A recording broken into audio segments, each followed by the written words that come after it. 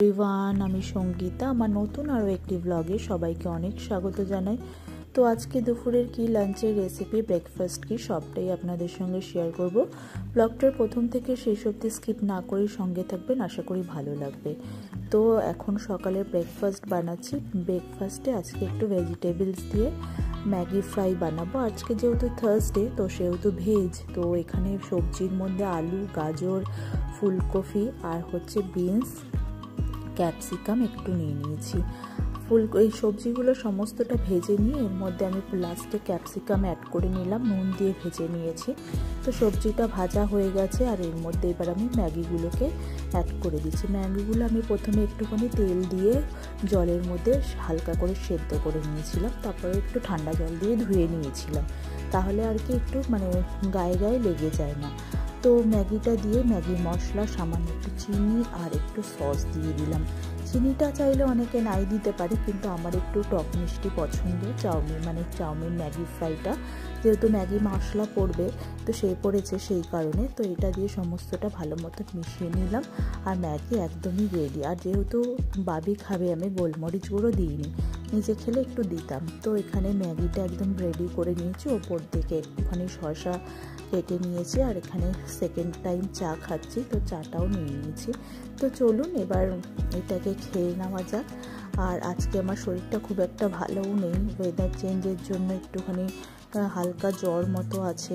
তো সেই আর কি, আজকে বেশি কিছু রান্না করব না।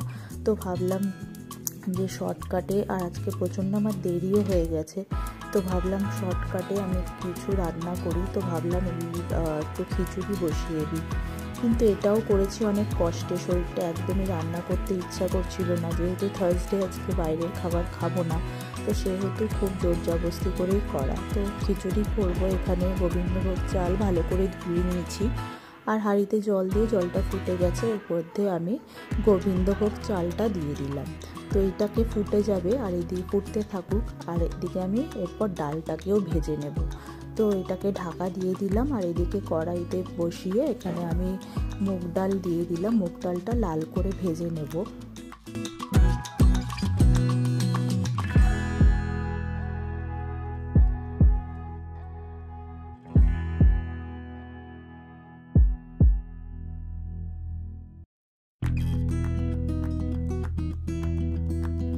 মুগ ডালটা ভাজা হয়ে গেছে আর ভাজার পরে কিন্তু আমি ডালটাকে ভালো মতো ধুয়ে নিয়েছি।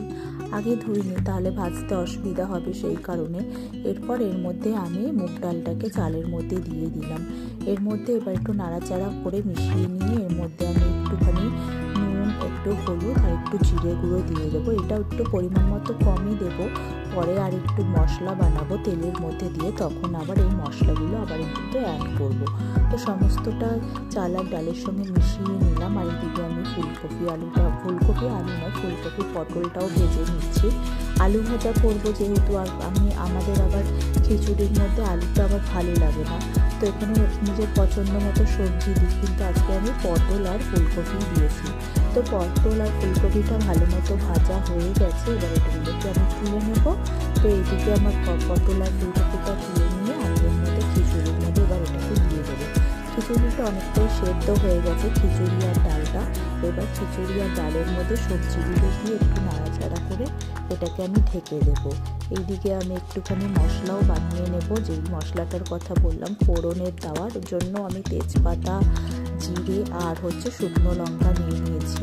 এই ফোড়নটা ভালো মতন ভেজে নিচ্ছি আর কি সুন্দর একটা গন্ধ বেরিয়েছে। আর এদিকে আমি একটা মশলাও করে নিয়েছি, যেটার মধ্যে আদা, একটু জিরে গুঁড়ো আর একটু কাশ্মীরি লঙ্কা গুঁড়ো দিয়েছি।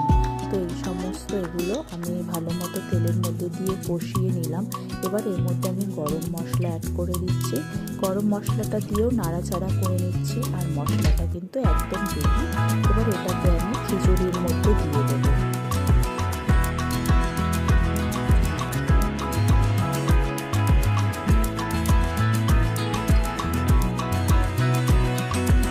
খিচুড়ির মধ্যে সমস্ত মশলাটা দিয়ে এবার নাড়াচাড়া করে এটাকে আরও কিছুক্ষণের জন্য হতে দেব।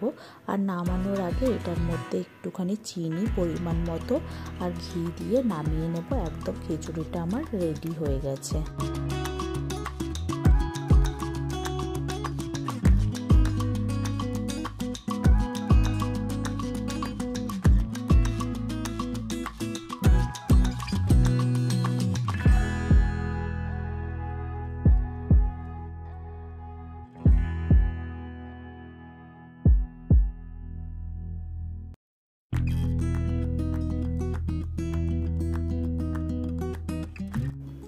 আর এরপর আমি একটুখানি আলু ভাজা কেটে নিচ্ছি।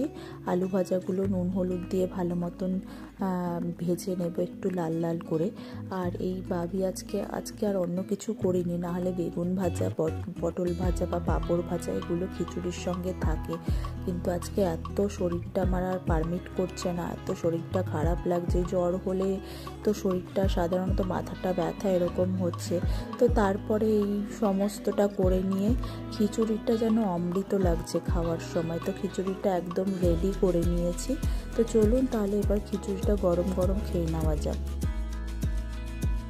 তাহলে চলুন ভিডিওটা এখানেই শেষ করি। ভিডিওটা কেমন লাগলো অবশ্যই জানাবেন। ভিডিওটি ভালো লেগে থাকলে একটা লাইক করে দেবেন, আর চ্যানেলটিকে সাবস্ক্রাইব করে দেবেন, আর ফেসবুক থেকে দেখে থাকলে পেজটিকে ফলো করে দেবেন। সবাই ভালো থাকবেন, সুস্থ থাকবেন। খুব তাড়াতাড়ি দেখা হচ্ছে নতুন একটি ভিডিওর সঙ্গে।